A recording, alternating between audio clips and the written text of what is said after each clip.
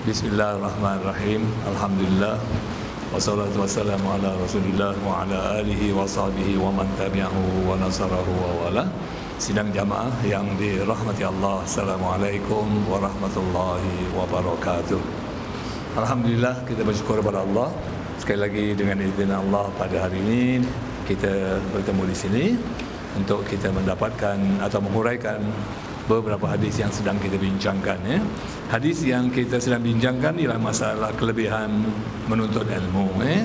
Hadis ini daripada Anas bin Malik radhiyallahu an, sabda Rasulullah sallallahu alaihi wasallam, talabul ilmi fariidatun ala kulli muslimin wa inna talibal ilmi yastaghfiru lahu kullu syai'in hatta al-hitanu fil bahri.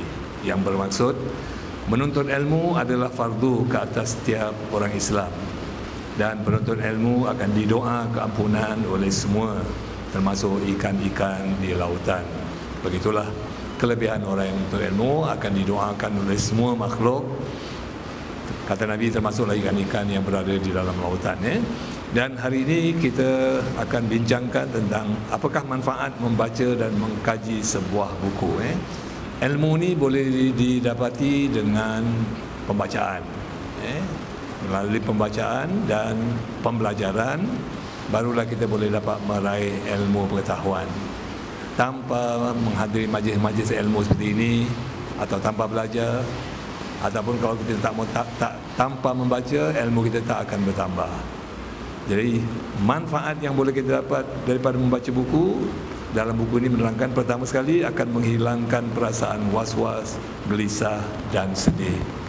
Kerana bila kita membaca, kita akan dapat ilmu, dan bila kita dapat ilmu, kita tak akan menjadi orang yang was-was dalam sesuatu hukum terutamanya. Kita nak tahu tentang hukum barangkali persentuhan antara laki-laki, pergaulan antara laki-laki dan perempuan, sama ada ianya diharuskan ataupun diharamkan langsung dan sebagainya. Jadi kalau kita tak dapatkan maklumat daripada buku dan daripada ustaz yang boleh menerangkan, pasti sekali kita tak akan dapat maklumat tersebut. Kita nak tahu tentang bagaimana nak mengerjakan umrah barangkali atau haji, tapi kalau kita tak belajar, kemudian tak baca buku, tak buat ulang kaji, kalau kita sampai ke Mekah nanti, kita tak tahu daripada mana bermulanya nak buat umrah tu, kat mana tempat mulanya. Atau kalau kita pergi haji pun, daripada mana bermulanya untuk kita menunaikan haji ni, daripada kapal terbang ke, ataupun daripada Jeddah, pelabuhan Jeddah ke, ataupun daripada hotel tempat kita tinggal ke, atau mana-mana sekalipun. Jadi semuanya perlu kepada pengetahuan. Pengetahuan boleh diperolehi dengan pembacaan. Yang kedua, membaca buku ni boleh menjauhkan seseorang daripada berbuat kejelekan, maknanya buat tak baiklah. Sebab buku ni teman, dia ilmu, dia memberi pengajaran kepada kita. Kadang-kadang ada sesuatu perkara yang kita dah biasa lakukan, apabila kita baca buku, rupa ada hadis yang mengatakan kita tak boleh buat demikian, ataupun ada ayat yang menghalang kita buat demikian, padahal kita dah selalu buat. Kerana waktu kita buat tu, kita tak tahu itu adalah satu kesilapan, satu dosa. Jadi dengan kita mengetahui, apabila kita baca buku, kita tahu rupa hukum ni haram ataupun rupa hukum ni tak boleh, maka dengan sendirinya kita tak akan buat lagi perkara-perkara yang buruk seperti itu, kerana kita tahu tentang hukum hakamnya. Tapi kalau kita tak baca buku, tak belajar, maka selama-lamanya lah kita rasa itu adalah benar dan baik belaka. Sebab kita tak belajar. Macam juga isap rokok. Ulama-ulama dulu, waktu dulu lah, masa tahun 60-an, 50-an, 40-an dulu, mengatakan bahawa isap rokok tu hukumnya makruh. Makruh kerana apa? Masa itu kesannya, kesan rokok tu terhadap diri seorang tu tak begitu ketara kalau dibandingkan sekarang. Jadi kalau orang yang tak ikut peredaran zaman, dia akan sampai bila pun mengatakan bahawa isap rokok tu makruh. Tapi ulama-ulama sekarang pula mengatakan bahawa hisap rokok tu hukumnya adalah haram, dilarang kerana banyak membawa kemudaratan. Kemudaratannya ialah ternyata banyak orang-orang yang ditimpa penyakit yang kronik, sakit paru-paru lah, ataupun sakit darah, jantung dan sebagainya disebabkan banyak merokok. Jadi dengan sebab itu ulama-ulama mengatakan bahawa oleh kerana rokok ni membawa kepada kemudaratan, maka haram bagi seseorang tu menghisap rokok umpamanya. Sebab dalam Al-Quran pun mengatakan wala tulqu biaidikum ila tahluka, jangan kamu ceburkan diri kamu ke arah kebinasaan. Tapi ada orang yang masih ikut pegangan yang lama. Yang mana dia kata ini makro je, hisap pun tak dapat apa, tak dapat dosa, tak berpahala dan tak berdosa, cuma dibenci aja. Jadi kalau tak ikut peredaran zaman, maka selama-lamanya orang masih pegang dengan pendapat yang lama. Ini peranan buku lah sebenarnya, peranan ilmu ni. Sebab ilmu ni dia selalu bertambah, dan hukum hakam ni pun kadang-kadang boleh berubah mengikut keadaan. Boleh berubah mengikut keadaan. Kalau dulu kita tengok pada tahun 70 pihak fatwa di Singapura mengatakan bahawa memindahkan kornea mata tu hukumnya adalah haram. Tapi selepas tu diubah, fatwa tu diubah, dibolehkan kerana untuk menyelamatkan nyawa. Jadi mendermakan buah pinggang pun dulu tak boleh, mendermakan kornea mata pun dulu tak boleh. Itu masa tu tahun 70-an kalau tak silap saya. Kemudian bila dah lama kelamaan kajian dibuat, akhirnya pihak lembaga majlis fatwa membenarkan pemindahan organ-organ orang yang hidup, orang yang mati kepada orang-orang yang memerlukannya. Jadi tujuannya ialah untuk menyelamatkan nyawa. Jadi dibolehkan. Dulu tak dibolehkan kerana mungkin ilahnya atau sebabnya tak begitu jelas. Tapi sekarang dibolehkan kerana sebabnya, keperluannya begitu jelas. Jadi fatwa ni berbeza-beza satu sama lain. Jadi itu semua melalui pembacaan. Kalau kita nak tahu fatwa MUIS yang terbaru dan sebagainya, sekarang dekat internet dah ada ada masalah tentang bahagian fatwa, kita boleh tengok. Jadi bila kita buka, kita baca dengan sendiri, kita buat kajian. Jadi mengkaji, dan dengan situ kita tahulah hukum, apa hukumnya dan apa sama ada diboleh atau tidak. Jadi walaupun dah ada fatwa tu terpulang pada orang, terpulang pada seseorang, dia nak terima ke atau dia tak mau terima ke, itu terpulang pada dia.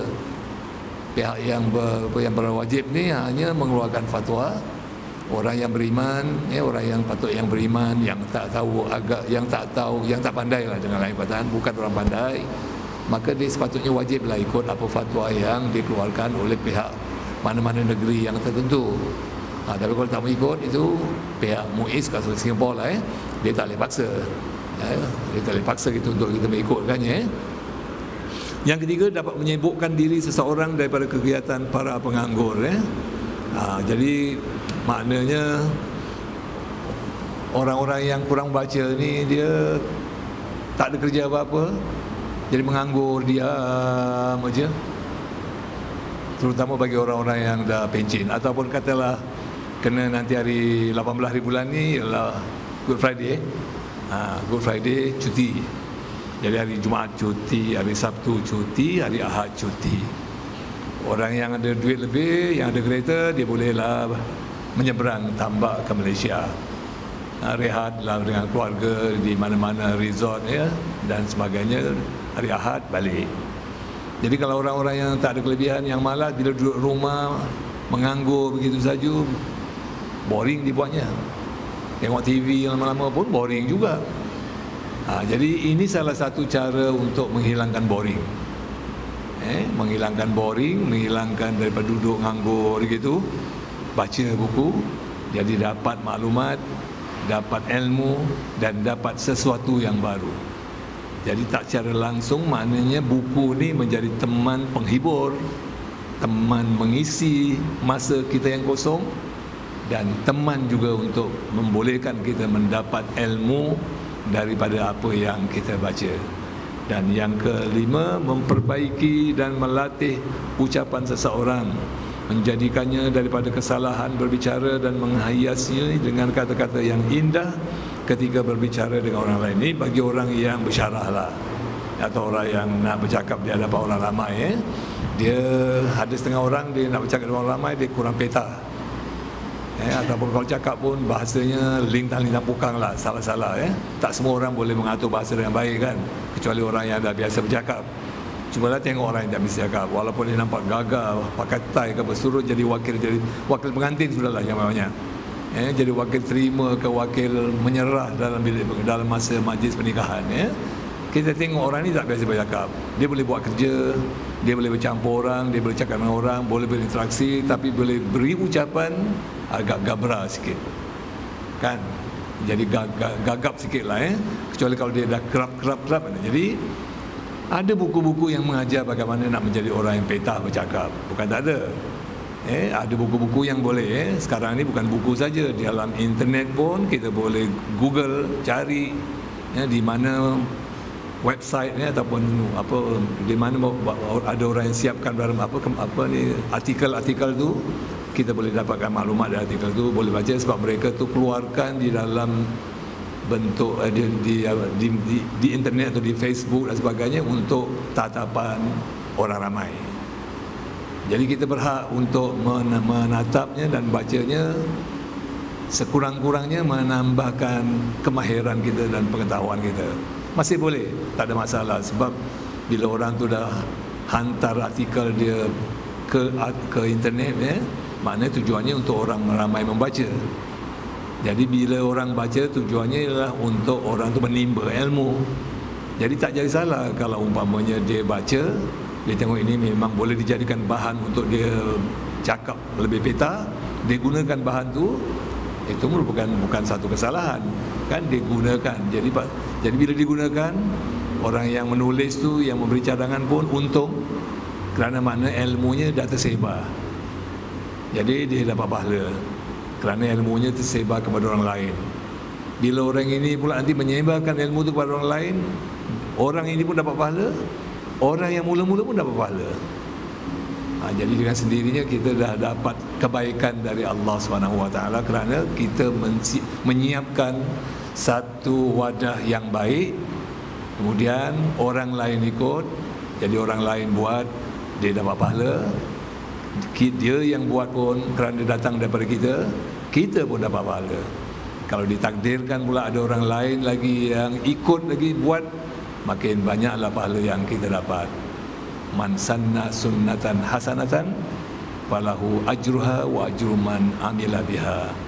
Maknanya sesiapa yang mencipta satu kebaikan, kemudian dia beramal dengannya dan orang lain juga beramal dengannya, maka dia dapat pahala, diri dia dapat pahala, dan orang yang mengamalkan tu, dia juga orang tu amalkan, dia pun akan dapat pahala lagi.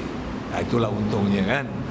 Jadi yang seterusnya ialah mengembangkan akal, meningkatkan pemikiran dan menjernihkan hati. Baca ni sebenarnya boleh mengembangkan akal, memang betul lah. Kalau tidak kita punya akal ni tersendat begitu saja, tak ada tambahan. Cuba kita tengok bila peristiwa kapal terbang MH370 bila hilang.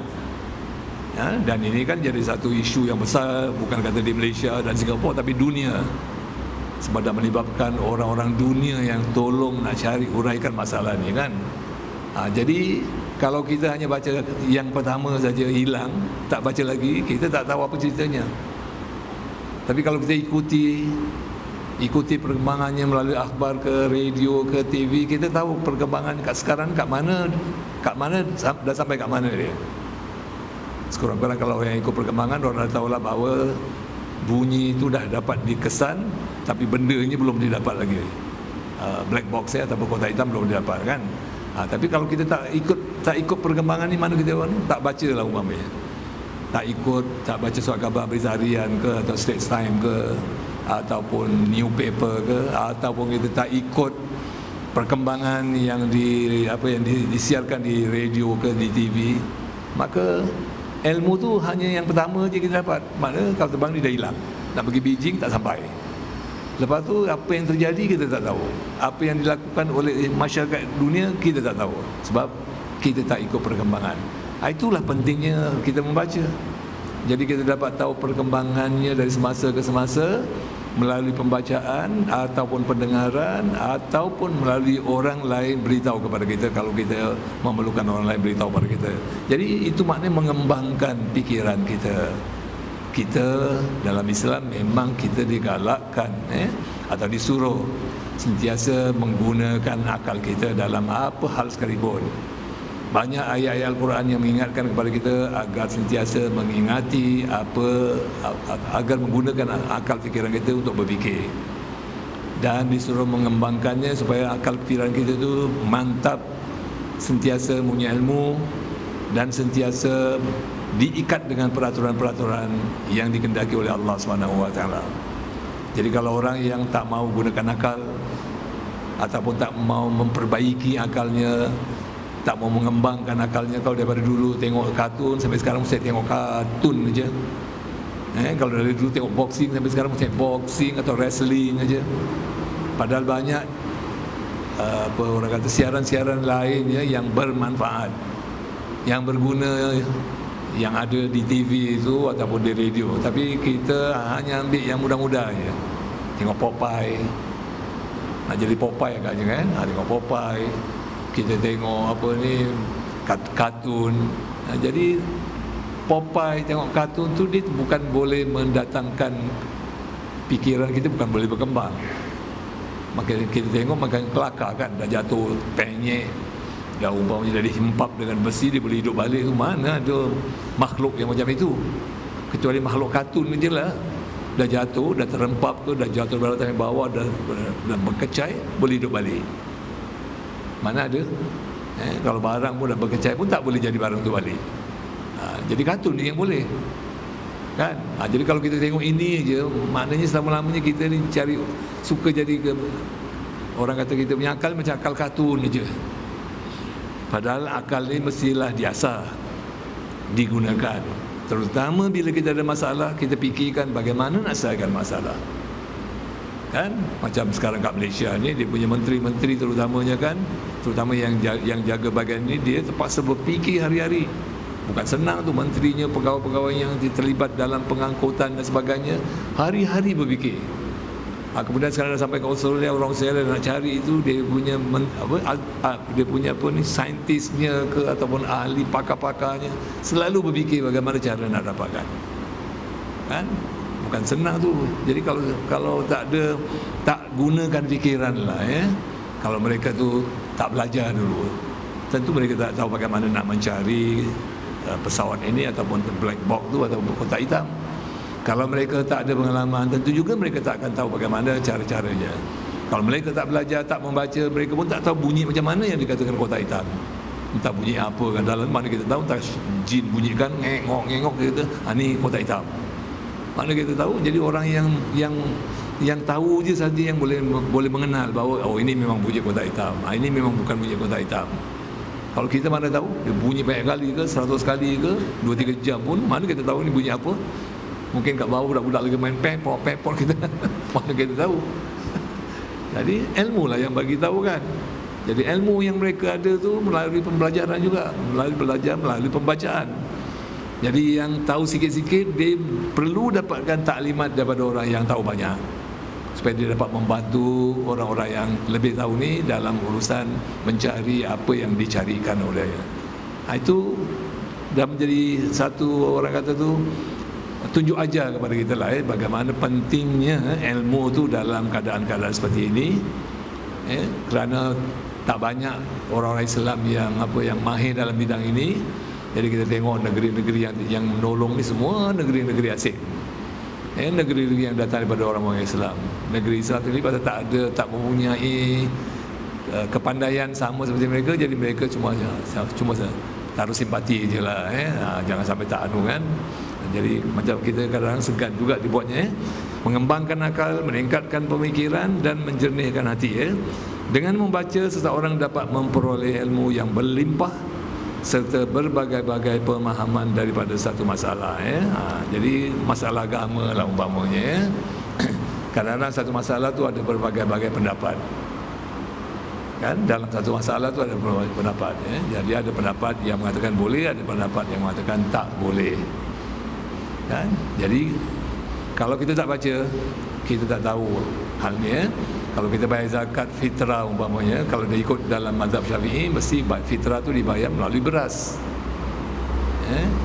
tak pakai duit.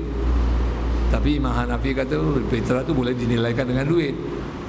Jadi kita bayar fitrah di mana-mana negeri pun bayar fitrah melalui pakai wang, kerana kita mengikut pendapat lain, yang mana pendapatnya juga berdasarkan kepada dua sumber juga, itu Quran dan hadis.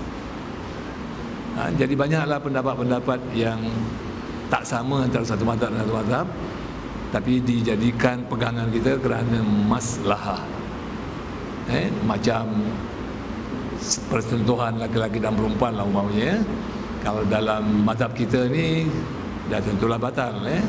Tapi bila kita pergi haji, pergi buat umrah, susah kita nak elakkan daripada persentuhan laki-laki dan perempuan, kerana waktu kita tawaf, laki-laki pun di situ, perempuan pun di situ. Jadi berlanggar tu memang tak dapat dielakkan, tersentuh pun memang tak dapat dielakkan. Jadi kalau kita nak stick dengan pendapat mazhab kita, maka tak habislah kita punya tak game-game lah kita punya tawaf. Sekejap tawaf langgar, keluar ambil sembahyang, masuk lagi, masuk baru nak start, orang langgar lagi, keluar ambil sembahyang. Tak game kan? Jadi kita gunakanlah pendapat imam lain, mazhab lain, yang mana persentuhan seperti ini tak membatalkan. Itu kan satu rahmat. Itulah kelebihan yang ada dalam agama. Sebab Nabi pun kata ikhtilafu ummati rahmatun, khilafnya umat aku ni antara satu sama lain tu memang satu rahmat. Jadi banyak pandangan. Cuma yang penting tu, yang selalu saya tekankan di sini, kalau pandangan-pandangan tu berbeza, orang yang berbeza pandangan ni patut menghormati antara satu sama lain. Itu yang penting. Kita hormat dengan orang-orang yang persentuhannya laki-laki dan perempuan yang bukan muhrim, yang tak batalkan sembahyang, kita hormati mereka sebab mereka berpahaman demikian. Mereka pun sepatutnya mesti menghormati kita. Betul kan? Mereka mesti hormati kita, yang kita faham daripada dulu kita belajar dari ustaz-ustaz bahawa persentuhan laki-laki dan perempuan yang bukan muhrim hukumnya membatalkan sembahyang. Dia mesti hormat. Dia tak boleh blame kita, tak boleh salahkan Imam Syafi'i. Imam Syafi'i itu salah, kenapa nak ikut dengan dia? Dia itu siapa dengan Imam Syafi'i? Nak salah-salahkan Imam Syafi'i. Imam Syafi'i 7 tahun dah menghafal Quran. Dia 7 tahun baru alif di atas A, ba di atas ba. Belum abata lagi, belum Abu Tausi belum lagi. Baru alif di atas A, ba di atas ba, merangkak-rangkak lagi Imam Syafi'i dah habis. Dalam umur berapa tahun dia dah baca kitab. Ini jangan kata kitab, mukaddam pun tak boleh tak baca-baca.